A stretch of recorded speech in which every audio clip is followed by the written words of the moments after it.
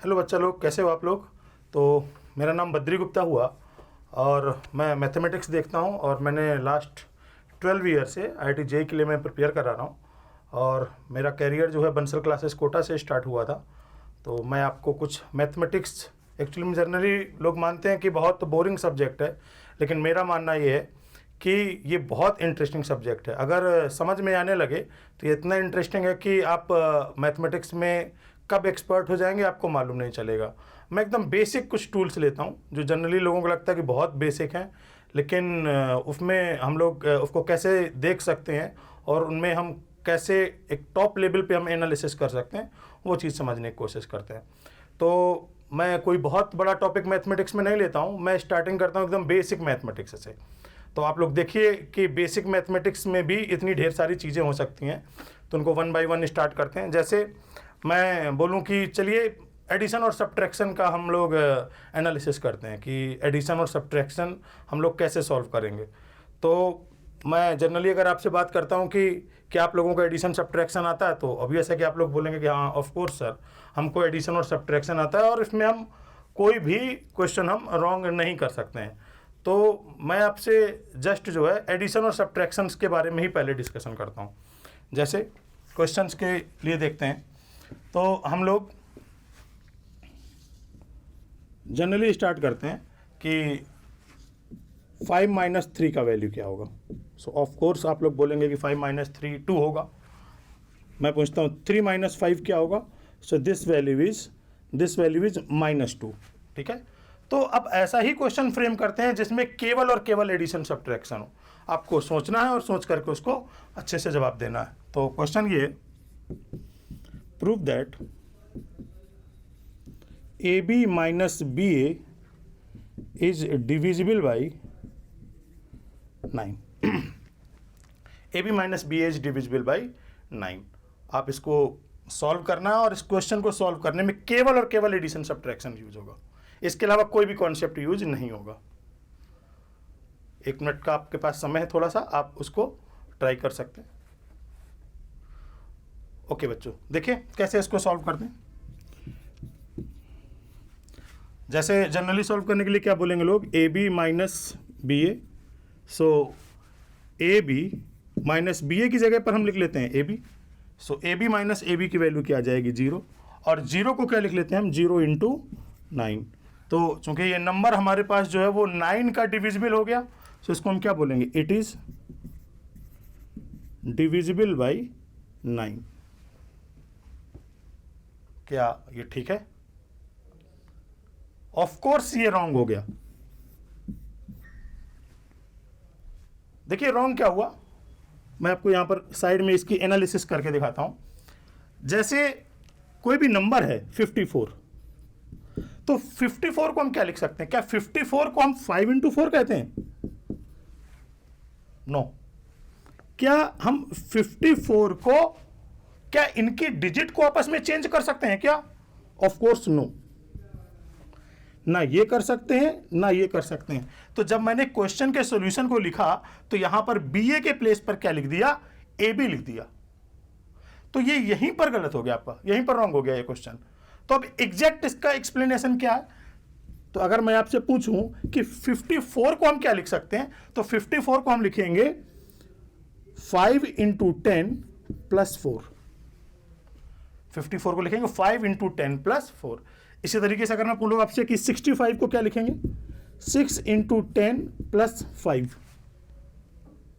Clear हो रहा? इसी टाइप से मैं बोलूंगा, अगर चलो बताइए XY को क्या लिखेंगे, तो XY को लिखेंगे हम 10 × X + Y। तो इसी टाइप से अब मेन क्वेश्चन पे आते हैं।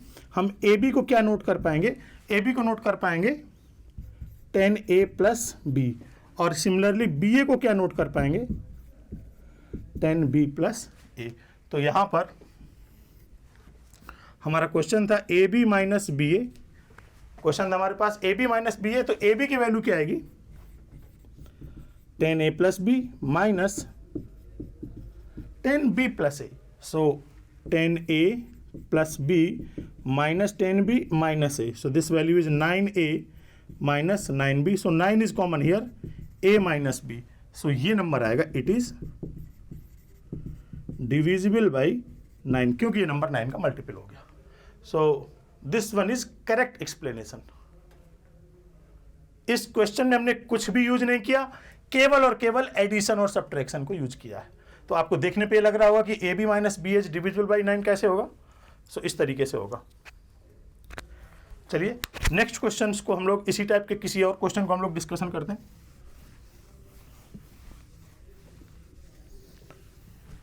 तो इसको हम लोग जो है एडिशन और सब्ट्रैक्शन के बेस पर ये क्वेश्चन को और देखते हैं. Prove that ABC plus BCA plus CAB is divisible by 111. So इस क्वेश्चन में भी आपको एडिशन और सब्ट्रैक्शन यूज करना है. सॉल्व करते हैं. बहुत सिंपल है समझने के लिए. जैसे मैं अगर एग्जांपल के लिए बोलूँ 345, इसको कैसे लिखेंगे. तो 3 इंटू 100 प्लस 4 इंटू 10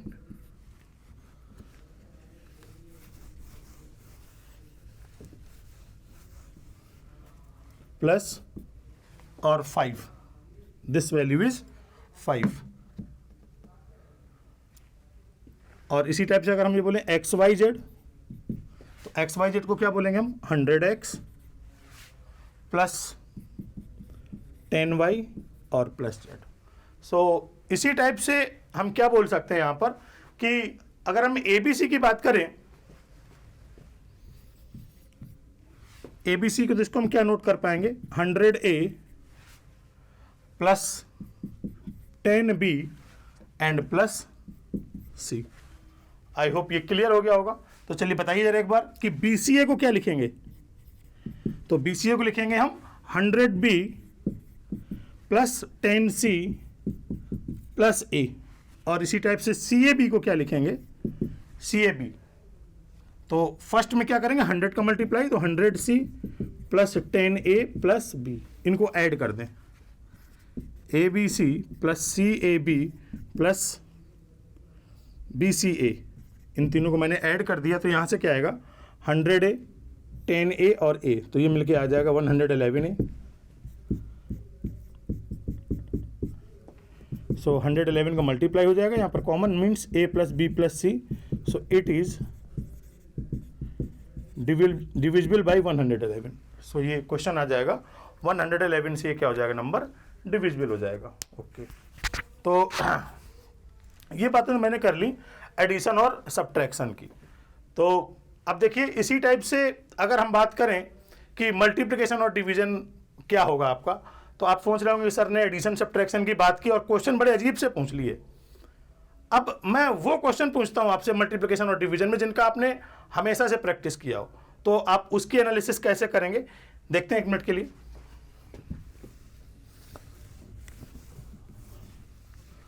जैसे अगर मैं आपसे ये पूछूं कि 2 को मैं 5 से डिवाइड करूं, सो रिमाइंडर कितना होगा. ऑफ कोर्स आप बोलेंगे कि रिमाइंडर 1 होगा. कैसे 2 2 जा 4 एंड रिमाइंडर इज 1. सो मेरा नेक्स्ट क्वेश्चन होगा -7 को अगर 3 से डिवाइड करेंगे तब रिमाइंडर कितना होगा. सोचिए और सोच करके इसका रिस्पॉन्स करिए. मुझे लग रहा है शायद कुछ लोगों का आंसर 1 या -1 या 13 या -13 कुछ इस टाइप का आ रहा होगा.